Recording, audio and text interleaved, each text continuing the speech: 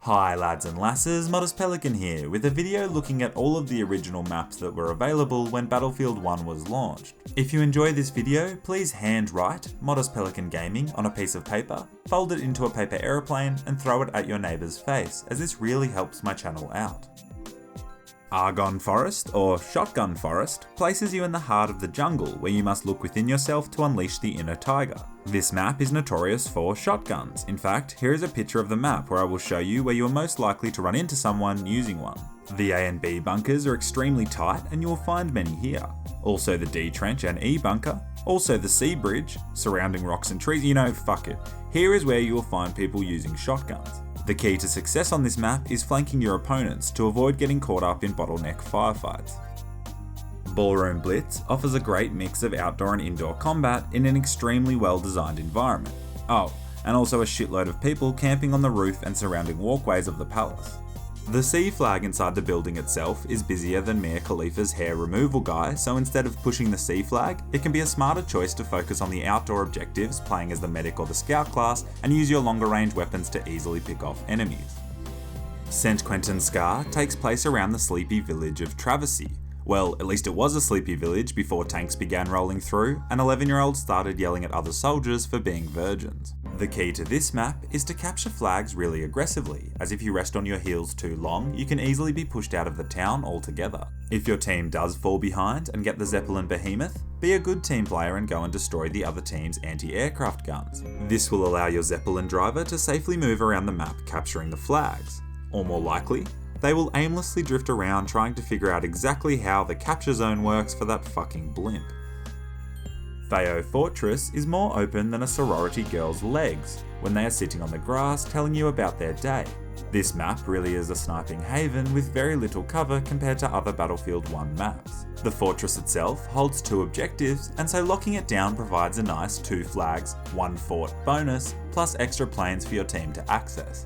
I have, however, seen many teams get trapped inside the fortress, so if you notice a large portion of your team is pushing the Theo walls, go and grab the D flag as it spawns the tank ewer, as well as having a great height advantage on almost all of the other objectives. Suez is a fairly chaotic map that was incredibly linear when the game was launched, with all 3 points arranged in a straight line. So to fix this, the developers added 2 more points to make the objectives even more linear. Weird. If you can avoid being spawn trapped and ensure to keep moving so you don't get sniped, this map can be really enjoyable. My weapon of choice for Suez is the SMLE infantry, as its sweet sugar spot seems to work well for the kind of ranges you'll be engaging enemy assailants at.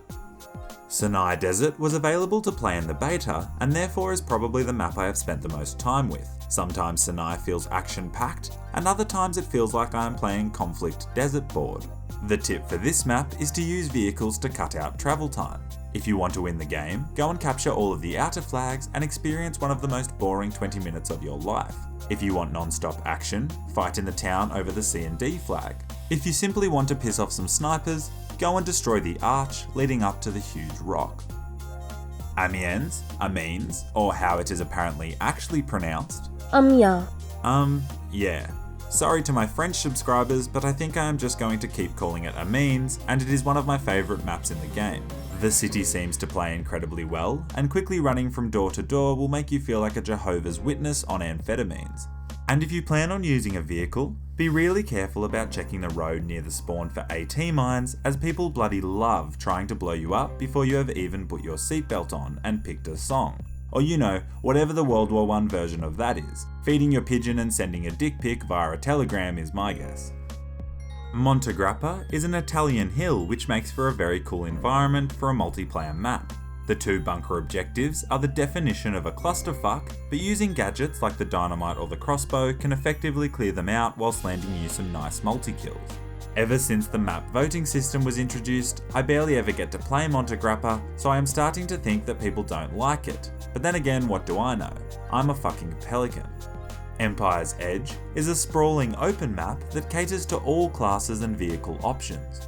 The redeeming feature of this map is the large rocky mountains found towards the back, where snipers and artillery trucks can almost always be found jerking each other's dicks off.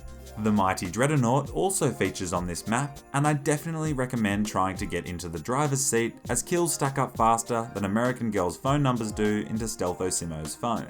Seriously though, have fun holidaying in the United States, my dude.